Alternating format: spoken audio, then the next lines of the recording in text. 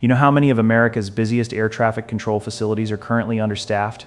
A government watchdog report found 20 out of 26 of the most critical facilities in the country sitting below the FAA's own staffing target. That's 77% of them.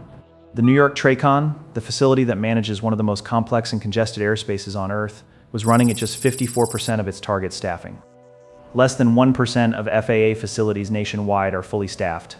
And by 2024, the agency was short roughly 3,000 controllers nationwide, even with more than 14,000 already on the job and another 3,400 working through. Training, and a huge part of why traces back to a single decision made more than 40 years ago. In August 1981, nearly 13,000 air traffic controllers walked off the job. They were federal employees legally barred from striking, but years of mandatory overtime, aging equipment, and unresolved contract talks had pushed them past the breaking point. President Reagan gave them 48 hours to return. When most didn't, he fired 11,345 of them and banned everyone from ever working federal air traffic control again. The FAA leaned on supervisors, military controllers, and non-striking staff to keep roughly 80% of flights moving. It worked in the sense that planes kept flying, but it also wiped out a huge share of the country's most experienced controllers in a single week. Then came the harder problem. Training a certified controller from scratch takes about 2 to 3 years, and federal rules require candidates to start before age 31 and retire by 56. So the FAA had to hire an entire generation of replacements all at once in the early 1980s just to keep the system running. That single hiring wave became the seed of a cycle that still hasn't broken. Hire everyone together, and years later, that same generation becomes eligible for retirement together. By the mid-2000s, thousands of controllers hired right after the strike were approaching the mandatory retirement age at the same time, and the FAA was staring down another staffing cliff of its own making. Congress had a chance to get ahead of it and instead made it worse. In 2013, automatic budget cuts known as sequestration hit the FAA's operating budget directly.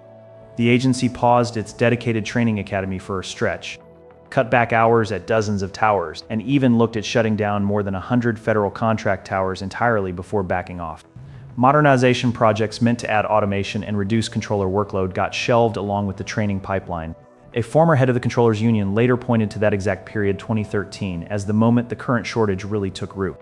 Now, you'd think a system this important would get fixed fast once the problem was visible, but here's what reframes it. The job itself is one of the hardest federal positions to actually finish training for, with heavy washout rates at every stage.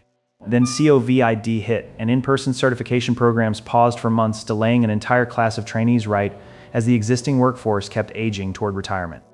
Every disruption landed on top of the last one instead of replacing it, and the backlog kept compounding instead of clearing. So what does chronic understaffing actually look like day to day? Mandatory overtime, 6-day work weeks, and controllers pulling extra shifts at facilities that are already shorthanded, the exact kind of fatigue that safety investigators have flagged repeatedly in incident reports over the past several years. Independent analysis of confidential safety reports found controller workload cited as a contributing factor in roughly 1 out of every 1,000 incidents in 2019. By 2024, that number had climbed to 26 out of every 1,000, a 23-fold increase, even though air traffic itself had grown only modestly over the same period. Communication breakdowns tied to workload rose over 200% in the same window, and training-related issues rose even further. Near midair collisions nationwide rose 61% over that stretch. 2 of the most serious accidents in decades followed: a January 2025 midair collision near Washington's Reagan National Airport and a runway collision at LaGuardia in early 2026. Neither was caused by staffing alone, but both investigations pointed to an overburdened system as part of the broader picture. Compare that to how other countries run this system. The UK, Germany, and Canada all use independent, self-funded air navigation authorities instead of running air traffic control as a line item inside a general government budget. NAV Canada, created in 1996, funds itself directly through fees charged to airlines rather than through annual congressional appropriations, and sets its own staffing and hiring plans without needing a separate act of Congress to approve the budget behind them. Germany's DFS and the UK's NATS operate on similar principles, treating air traffic control as a self-sustaining service business rather than a discretionary government program that competes for funding against defense, healthcare, and everything else on the federal ledger. When aviation activity shifts, that funding can flex with it, and unrelated federal budget fights can't reach into staffing plans built around a dedicated fee structure. The FAA's controller budget, by contrast, sits inside the same appropriations process as everything else the federal government funds, which means fights over federal spending that have nothing to do with aviation can still delay hiring classes for air traffic control, the way sequestration did in 2013 and government shutdowns have done since. None of this is really about any one political party.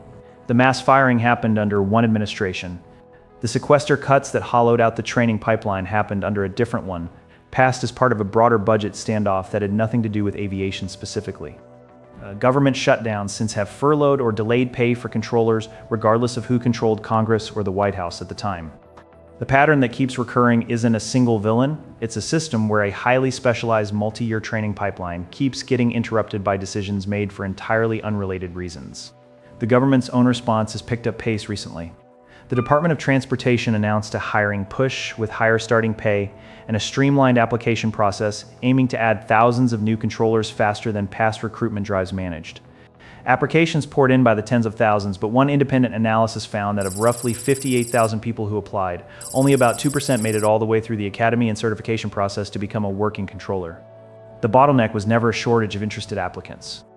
It's the length and difficulty of turning an applicant into someone qualified to separate aircraft in the busiest airspace on the planet, and that pipeline simply cannot be sped up past a certain point without cutting corners nobody wants cut. The economic cost adds up quietly in the background the whole time. Understaffed facilities routinely have to slow the rate of arrivals and departures to keep workloads manageable for the controllers on duty, which is exactly what happened at Newark in 2025. When chronic short staffing at the facility handling its airspace forced repeated ground stops and cancellations that made national headlines for weeks. Airline executives have pointed to controller shortages as a direct driver of delay-related costs that ultimately show up in ticket prices and schedule padding across the entire domestic network, not just at the specific airports experiencing shortages. The FAA has also leaned harder on new technology, adding automation tools that flag potential runway conflicts earlier and reduce some of the manual workload on a short-staffed shift. But no software fix changes the 2 to 3 year training timeline, and none of it changes the fact that the workforce hired in one giant wave in the early 1980s is still, decades later, shaping when the next giant wave of retirements hits. And this isn't a story that only affects people who fly for a living or work in a control tower.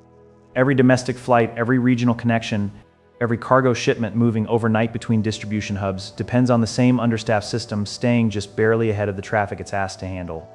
When a single TRACON runs at half its target staffing, the ripple effects show up as ground stops in cities that have nothing to do with the facility itself, because the national airspace system is one interconnected network rather than a collection of independent local. It started with a labor dispute that ended in a mass firing. That firing created a hiring cliff that repeats itself every few decades because of how the job's age rules work. Budget fights that had nothing to do with aviation kept interrupting the training pipeline meant to smooth that cliff out.